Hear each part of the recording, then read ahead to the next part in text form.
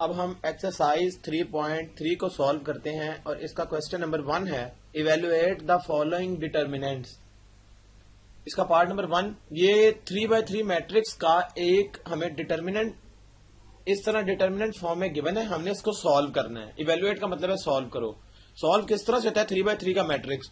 हम सबसे पहले क्या लिखते हैं, ये जो नंबर 5 है फर्स्ट रो फर्स्ट कॉलम में, ये लिख के फिर हम इसके बाद इस तरह से एक मॉड लगा देते हैं, ये बार लगाते हैं माइनस, ये वाला -2 लिखते हैं यहां पर, फिर एक और इस तरह डिटर्मिनेंट लगाते हैं, फिर प्लस का साइन और ये -4 ये लिखकर और यहां एक और हम डिटर्मिनेंट का साइन।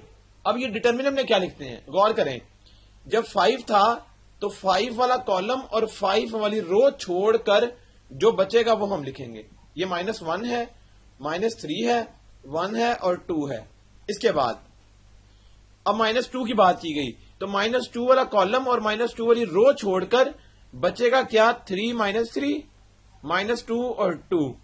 फिर प्लस के बाद ये -4 आएगा, इसका कॉलम और इसकी रो छोड़कर बचेगा क्या, 3 -1 -2 और 1 ये बचेगा। ये हमने लिख लिया। इसको अब सॉल्व करेंगे हमने 3x3 मैट्रिक्स से 2x2 में चले गए।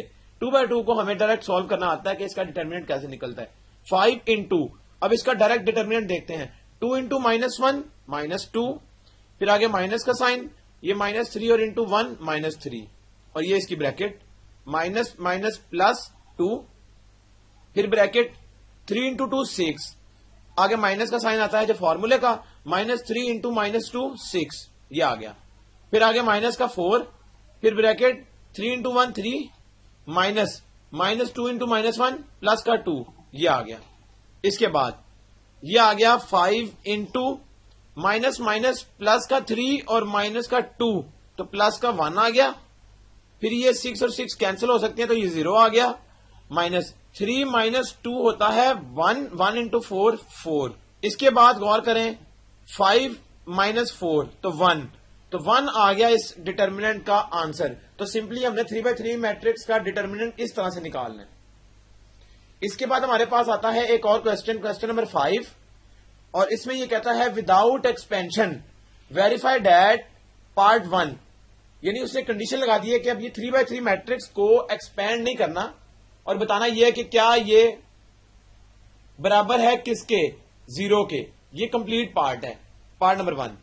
अब ये हम कैसे करेंगे, हमें पता है कि हम अगर इसके ऊपर एक स्टेप अप्लाई कर लें, कंप्लीट इवेल्युएट ना करें या एक्सपेंड ना करें, सिर्फ एक स्टेप में या 2 स्टेप्स में, तो हमारा आंसर फिर पता लग सकता है कि क्या आएगा।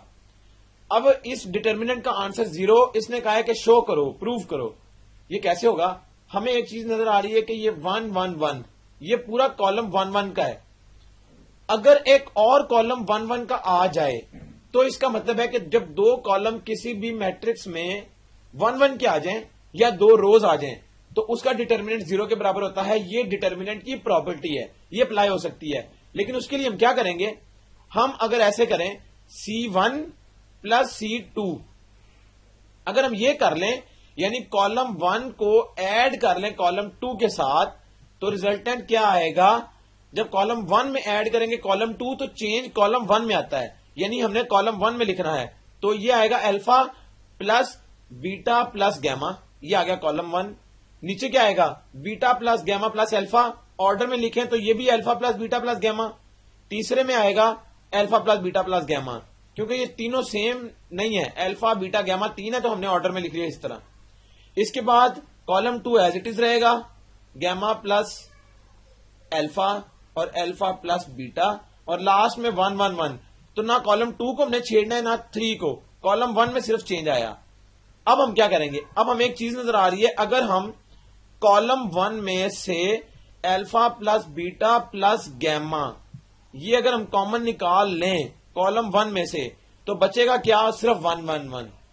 इसी तरह कॉलम 2 को हमने नहीं छेड़ना तो वो हमने एज इट इज लिख लिया, और कॉलम 3 भी एज इट इज। अब गौर करें, हमें नजर आ रहा है कि 2 कॉलम्स ऐसे हैं जिनकी वैल्यूज 1 1 1 है, तो इसका मतलब है बाय यूजिंग डिटर्मिनेंट प्रॉपर्टी, ये हम लिखेंगे यहां पर कि डिटर्मिनेंट की प्रॉपर्टी को यूज करते हुए हमने क्या किया, हमने ये बता दिया कि इसका डिटर्मिनेंट क्या होगा 0 के बराबर, क्योंकि इसके दो कॉलम्स सेम है 1 1 1, तो ये 0 के बराबर होगा और यही हमने उसको शो करना था बगैर एक्सपैंड किए। अब आता है question number 11, find the values of lambda if A and B are singular. अब गौर करें, हमें मैट्रिक्स ए गिवन है और बी भी गिवन है, और जो क्वेश्चन नंबर 11 है इसमें बेसिकली मैट्रिक्स ए है, तो हम ए मैट्रिक्स से चेक कर लेते हैं। उसने कहा है कि लैम्डा की वैल्यू निकालो, जो कि यहां पर पड़ा हुआ है, ये लैम्डा है, इसकी वैल्यू चाहिए। लेकिन उसने एक कंडीशन दे दी है कि ए और बी, क्योंकि इस क्वेश्चन में एक बी मैट्रिक्स भी गिवन था, वो हमने यहां नहीं लिखा, तो हमें मैट्रिक्स ए वाला चाहिए। हम ए की बात कर लेते हैं। तो उसने कहा है कि A and B are singular. Singular का मतलब यह है कि जब ए डिटर्मिनेंट लिया जाएगा तो ये 0 के बराबर आएगा। ये सिंगुलर की डेफिनेशन है। इसका मतलब है कि ए जो हमारे पास मैट्रिक्स है, इसका डिटर्मिनेंट अगर हम लें तो वो कुछ इस तरह से आ जाएगा 4 7 2 लैम्डा 3 3 3 6 1। इसका डिटर्मिनेंट 0 के बराबर आएगा, तो इसकी मदद से हम लैम्डा निकाल सकते हैं। वो किस तरह? इसको डिटर्मिनेंट को ओपन करें, 4 इंटू, अब हम इसकी डायरेक्ट मल्टीप्लीकेशन करते हैं जिस तरह हमने पहले क्वेश्चन में की थी, तो इसमें डायरेक्ट कर लेते हैं। 3 इंटू 1 3 माइनस 6 इंटू 3 18, फिर माइनस का लैम्डा, ये माइनस का साइन आता है फॉर्मूले का, फिर लैम्डा, और इसके बाद 7 into 1 7 minus 6 into 2 12 plus 3 into 7 21 minus 3 into 2 6, ये आ गया इक्वल टू 0। ये सिंगुलर की प्रॉपर्टी है कि ये 0 के बराबर आएगा, ये हमने लिख लिया। 3 माइनस 18 होता है माइनस का 15, और 4 के साथ जब मल्टीप्लाई होगा तो माइनस 60, फिर माइनस 7 माइनस 12 होता है माइनस का 5, और ये प्लस का 5 लैम्डा हो जाएगा, और लास्ट में क्या आएगा 21 माइनस 6 होता है 15, 15 इंटू 3 होता है 45 इक्वल टू 0, ये हमने लिख लिया। इसके बाद गौर करें, ये आएगा 5 का लैम्डा पहले लिख लेते हैं हम, और माइनस 60, और उसके बाद प्लस का 45, ये आ जाएगा माइनस का 60, और ये 45 होते हैं जब इनको ऐड किया जाए, लेकिन माइनस का 60 है तो माइनस 15 आ जाएगा इक्वल टू 0। यहां से लैम्डा की वैल्यू क्या आएगी, 15 जाएगा दूसरी साइड पे तो प्लस हो जाएगा, और ये 5 डिवाइड हो रहा था, इसके साथ मल्टीप्लाई है, ये नेक्स्ट स्टेप में 15 के नीचे डिवाइड हो जाएगा, तो लैम्डा का आंसर 3 आ जाएगा। तो यही हमें बेसिकली, जब डिटर्मिनेंट ए गिवन है तो इसकी मदद से हम चेक कर सकते हैं कि लैम्डा की वैल्यू क्या आएगी। तो ए डिटर्मिनेंट ये था, इसका डिटर्मिनेंट ये लिखकर 0 के बराबर पुट करेंगे क्योंकि सिंगुलर है, और उसके बाद डिटर्मिनेंट ओपन करेंगे इस तरह, जिस तरह 3/3 का मैट्रिक्स हम करते हैं, तो लैम्डा की वैल्यू 3 आ जाएगी। अगर बी मैट्रिक्स होता तो बी को भी 0 के बराबर हम पुट करके उसका आंसर निकाल सकते थे। अब है question number 15, verify that A B whole transpose is equal to A transpose into B transpose and if A is equal to matrix and B is equal to matrix. अब उसने कहा है कि हमने प्रूव करना है इन दो मैट्रिक्स की मदद से, और कंडीशन ये गिवन है। अब उसने कहा है कि ए बी को मल्टीप्लाई करके ट्रांसपोज लो, और ए का अलग ट्रांसपोज लो, बी का अलग ट्रांसपोज लो, और ये दोनों आपस में बराबर आएंगे। ये हमने प्रूव करना है। तो प्रूव का हमेशा ये तरीका होता है कि लेफ्ट हैंड साइड को यूज करते हुए राइट हैंड साइड बनानी है।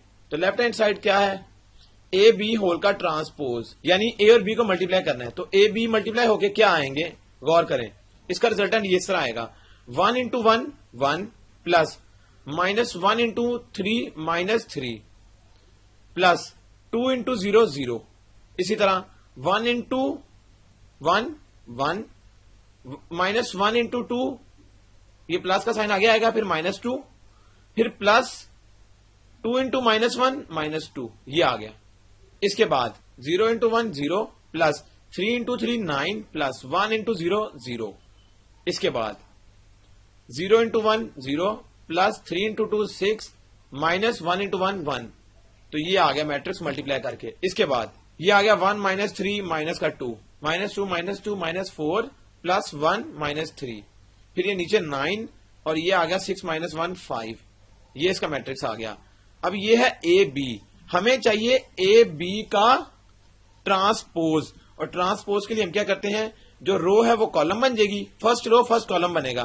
तो -2 -3 थी फर्स्ट रो, ये बन गया फर्स्ट कॉलम, फिर सेकंड रो बनेगी सेकंड कॉलम। तो ये आ गया हमारे पास ए बी होल का ट्रांसपोज, ये आ गई लेफ्ट हैंड साइड। अब राइट हैंड साइड किस तरह से, अब आती है इसकी राइट हैंड साइड, और वो क्या थी कि हमने ए ट्रांसपोज सबसे पहले लेना है। ए ट्रांसपोज हमें पता है ये किसके बराबर आएगा, जो फर्स्ट रो है वो फर्स्ट कॉलम बन जाएगी, माइनस ये आ गया इस तरह से 1 -1 और 2, और जो सेकंड रो थी वो सेकंड कॉलम बन जाएगी। इसी तरह बी ट्रांसपोज क्या होगा कि जो रो थी वो कॉलम बन जाएगी 1 1, फिर 3 2 बन जाएगी इस तरह से, और 0 -1 आ जाएगा इस तरह से। अब क्या आएगा, अब हमारी राइट हैंड साइड ये थी कि हमने B transpose multiply by A transpose करना है, तो अब हम उसका आंसर चेक करते हैं। बी ट्रांसपोज है 1 3 0 1 2 -1, और ए मैट्रिक्स क्या था 1 0 -1 3 2 1, ये आ गया ए का ट्रांसपोज वाला मैट्रिक्स। अब इन दोनों को मल्टीप्लाई करते हैं।